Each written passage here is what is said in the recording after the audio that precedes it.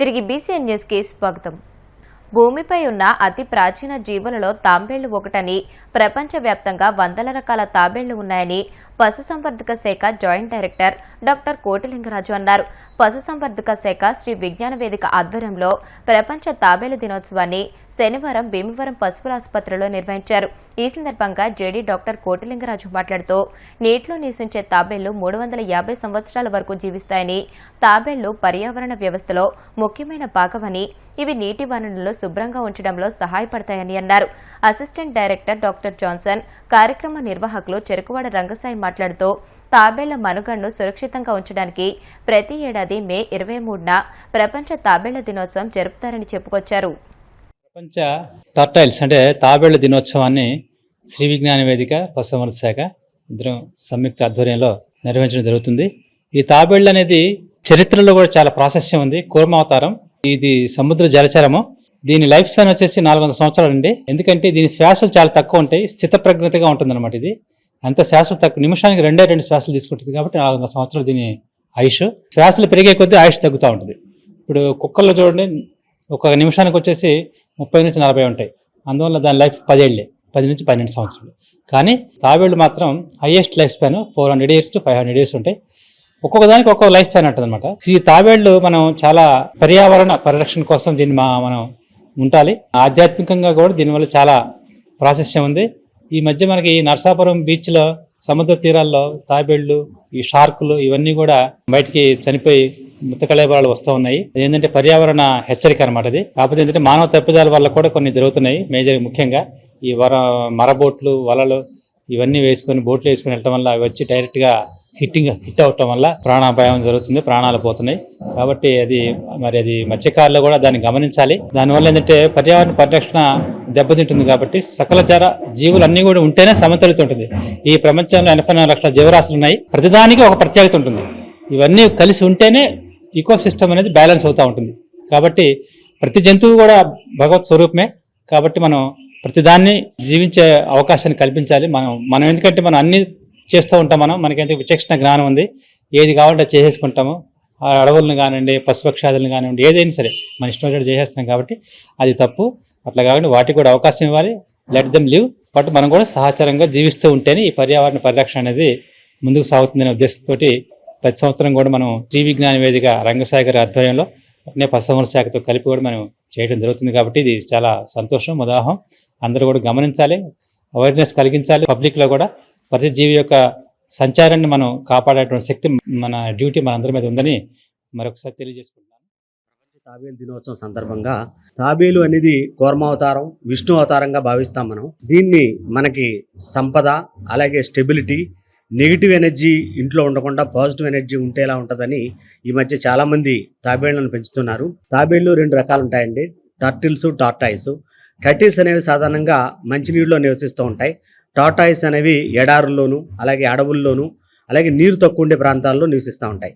సాధారణంగా టర్టిల్స్ ఈత కొడతాయి, కానీ టార్టాయిసెస్ ఈత కొట్టవు, రేర్ అనమాట. సో ఈ టర్టిల్స్ ఏంటంటే మనకి 80 రకాలు ఉన్నాయి. మన దేశంలో ముఖ్యంగా 5 రకాలు ఉన్నాయి.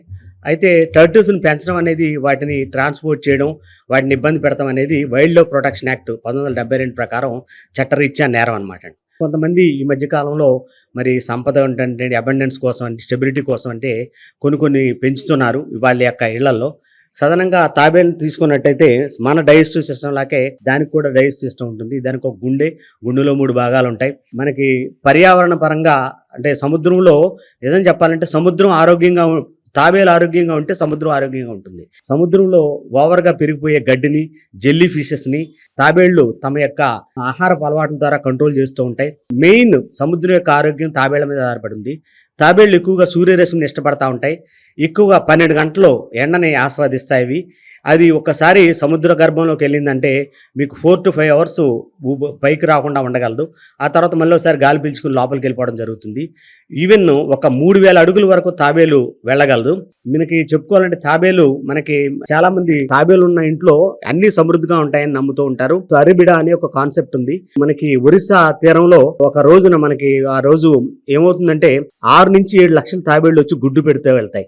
ప్రపంచంలో ఇది ఎక్కడా లేదు.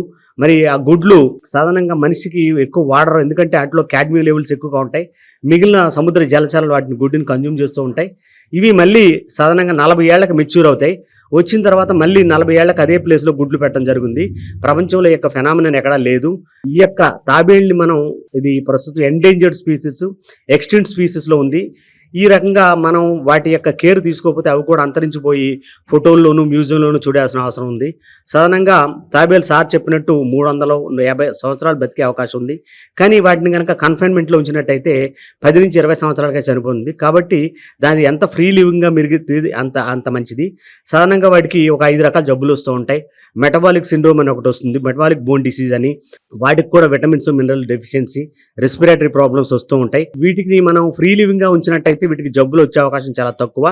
కాబట్టి మనం ఎన్విరాన్మెంటల్ చైన్లో మనం ఒక భాగం, మనకలాగే మనకెంత జీవించే హక్కు ఉందో వాడికి కూడా అంతే హక్కు ఉంది. కాబట్టి వైల్డ్ లైఫ్ని, అలాగే మన చుట్టూ ఉన్న పర్యావరణంలో ఉండే ప్రతి పక్షుపక్షాదుల్ని, ప్రతి జంతువుల్ని దేని ఉపయోగం దానికి ఉంది. వాటిని కనుక మనం బతకనిచ్చి వాటి యొక్క సంపద పెరిగేలా చేసినట్టయితే అవి సుఖంగా ఉంటాయి, మనం సుఖంగా ఉంటాం. కాబట్టి తాబేల్ని మనం రక్షించాల్సిన, ఎందుకంటే అది చిన్న జీవి, అల్పజీవి. దాన్ని బతికించాల్సి, దాన్ని మనం పెంపొందించుకోవాల్సిన బాధ్యత మన మీద ఉంది. ఈ ఒక్కరోజే కాదు తాబేలు దినోత్సవం కాకుండా మనం చేసే ప్రతి పనిలోనూ వాటిని ఇల్లీగల్ ట్రీట్ చేయకుండా, వాటిని హింసించకుండా మనం ఉన్నట్టయితే మనం సుఖంగా ఉంటాం, వ్యవస్థ సుఖంగా ఉంటుంది, ప్రపంచం సుభిక్షంగా ఉంటుంది. ప్రతి ఒక్కరూ పోక్సో చట్టంపై అవగాహన కలిగి ఉండాలని 10వ అదనపు జిల్లా న్యాయమూర్తి ఏ వాసంతి అన్నారు. పశ్చిమ గోదావరి జిల్లా నరసాపురంలోని స్థానిక ప్రథమ శ్రేణి గ్రంథాలయంలో విద్యార్థులకు, తల్లిదండ్రులకు పోక్సో చట్టం, శిక్షలు మొదలగు అంశాలపై న్యాయ విజ్ఞాన సదస్సు నిర్వహించారు.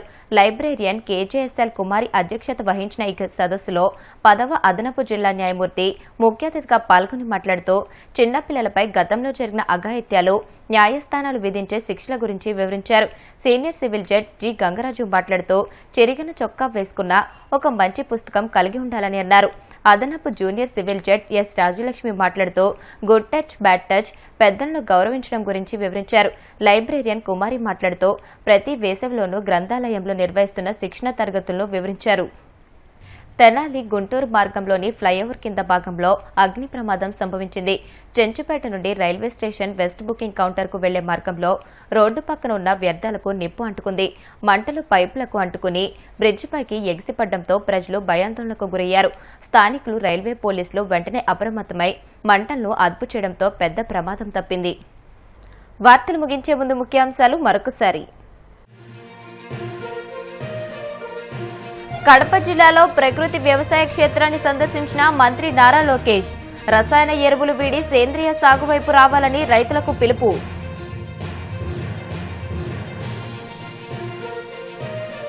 దళితుల సంక్షేమానికి కూటమి ప్రభుత్వం కట్టుబడి ఉంది.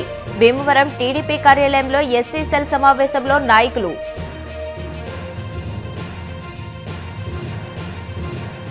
పట్టణాలను శుభ్రంగా తీర్చిదిద్దే లక్ష్యంతో మన కాకినాడ మన బాధ్యత పేరుతో ఆపరేషన్ క్లీన్ స్వీప్ కార్యక్రమం చేపట్టాం. జిల్లా కలెక్టర్ హరేంద్ర ప్రసాద్ వెల్లడి. సముద్ర జలాల పరిరక్షణకు తాబేలు ప్రాధాన్యత ఎంత ఉంది? ప్రపంచ తాబేలు దినోత్సవం కార్యక్రమంలో పశుసంవర్ధక శాఖ జాయింట్ డైరెక్టర్ డాక్టర్ కోటిలింగరాజు. ఈ వార్తలు ఇంతటితో సమాప్తం. మరిన్ని వార్తల కోసం BCN digital YouTube channel, Facebook page ని ఫాలో అవ్వండి. అప్డేటెడ్ వార్తల కోసం ప్లీజ్ సబ్స్క్రైబ్.